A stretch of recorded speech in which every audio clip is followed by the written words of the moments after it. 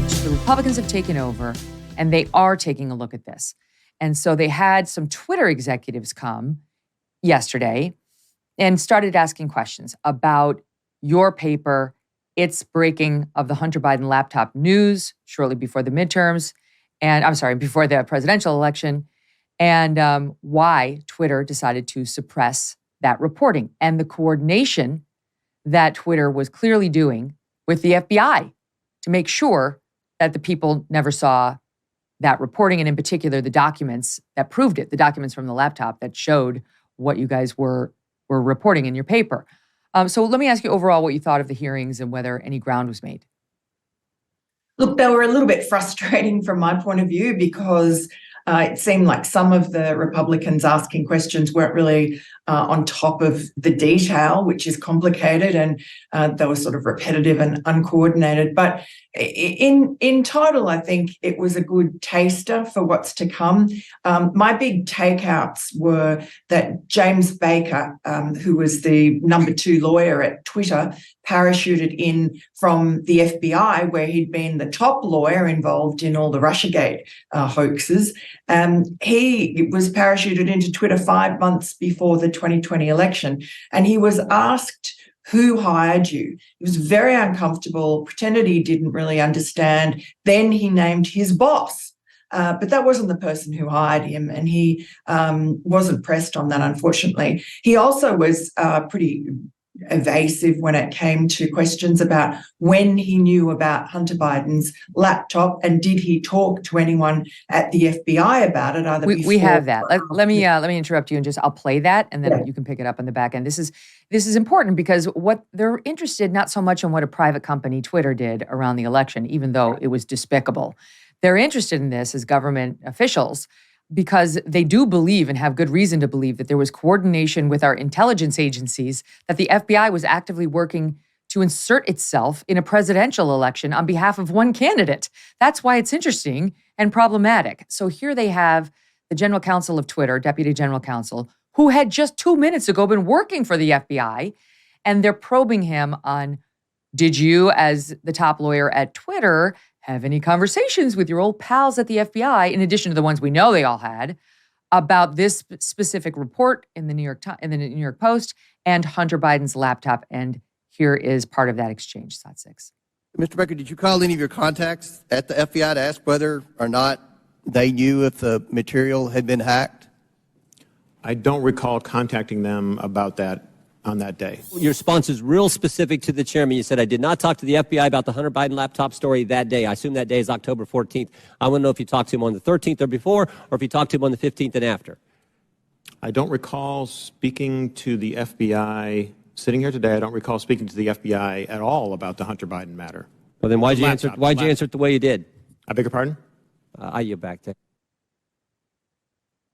about the laptop, about that. So they were talking about Hunter Biden, and he was weaseling and wiggling to avoid admitting that. And we don't know what else he might have admitted if they'd had longer time and effective cross. Look, I think what was really telling there was when James Baker qualified himself and said the laptop, meaning you can assume that he was talking to the FBI about Hunter Biden, about the Hunter Biden matter. He may not have been talking about a laptop, but he was talking about material from the laptop that was going to be damaging to Joe Biden if it came out before the 2020 election, which, of course, the FBI knew it would because they'd been eavesdropping, spying on Rudy Giuliani's cloud. So they knew that he'd been contacted by the computer repair shop owner who had the laptop after Hunter had abandoned it. They knew because he emailed Rudy Giuliani with some pretty forensic material from the laptop. And then they also would have had access to my messages with Rudy Giuliani, which would have given them an indication that the New York Post was about to publish or would publish. So the FBI knew, and of course they'd had the laptop since December 2019. And if they were talking to James Baker knew, and he was instrumental in censoring the Post. Right. So here's the problem. They had it in their possession. They knew full well that it was legitimate. And so I don't know what they actually said in terms of words to James Baker, but they 100% were warning Twitter disinformation is about to come. And I'm sure it sounded something like, and it's going to be about Hunter, and you can't trust it. And of course, they knew the opposite was true, all of which is really problematic. Well, I mean, at least problematic. It's corrupt. It's interfering in the 2020 election on behalf of one candidate, on behalf of Joe Biden. And what we don't know is who was orchestrating it, who arranged for James Baker to be parachuted into Twitter 5 months before the election to act as a gatekeeper to ensure that none of this material saw the light of day. They also did the same thing with Facebook. They parachuted in a left-wing lawyer who was there for a few months and then got a job in the Biden administration. This was a woman, a Professor Pamela Karlan, who had already publicly shown hostility towards Donald Trump's then, young teenage son, Barron, making some snide joke. And so it was a sort of an orchestrated campaign to crush the story that the FBI knew was coming out. Who was it? We know from FBI whistleblowers that there were people within the Washington field office who had buried the laptop, ensured that no investigation could occur into it before the election. And not only that, they had buried the material that Tony Bobulinski, Hunter Biden's former business partner, had brought to them before the election, including the contents of 3 of his devices and a 5.5-hour interview that he gave in Washington, D.C. at FBI headquarters that, according to him, had the young agents interviewing him, their jaws were on the floor with the stories he was telling them about the Biden family's involvement with China, this mega $1 million deal, and that Joe Biden was involved and had met personally with Tony Bobulinski to vet him as CEO of this scheme, this deal, in California. So this was implicating Joe Biden. And again, Tony Bobulinski never heard from those people again. And extraordinarily, you'd think he'd be the star witness of that US attorney's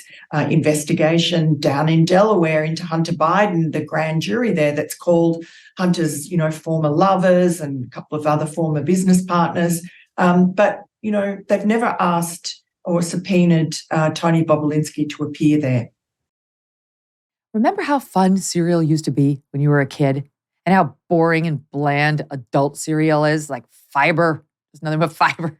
Well, Magic Spoon has replicated your favorite childhood cereals to taste good, but each serving contains 0 grams of sugar, 0 I say, 13 to 14 grams of protein, and just 4 to 5 net grams of carbs per serving. It's a keto-friendly, gluten-free, grain-free, and soy-free way to relive those childhood moments watching your favorite cartoons and stuffing your face with something you love. Plus, it's only 140 calories per serving. It's like there's magic in every spoonful, hence the name. With over 8 unique flavors, you will not get bored of feeling good with Magic Spoon. The super popular, previously limited edition birthday cake flavor is back to stay. We're celebrating our birthdays early with this fan favorite. Head to magicspoon.com/MK. to grab a custom bundle of cereal and see for yourself. Try out the magic. Be sure to use our promo code MK at checkout to save $5 off your order. If you love those delicious, sugary cereals you used to eat when you were a kid, but you staved them off, you gave them up because you thought you couldn't recapture it at something that was a little bit healthier for you, check out Magic Spoon. They're so confident in their product, they back it with a 100% happiness guarantee. So if you don't like their product for whatever reason, they'll refund your money, no questions asked. Remember, get your next delicious bowl of guilt-free cereal at magicspoon.com/MK. Use that code MK to save $5 on your order. Hey, thanks so much for watching. If you like what you just saw, hit the subscribe button for more clips and full episodes.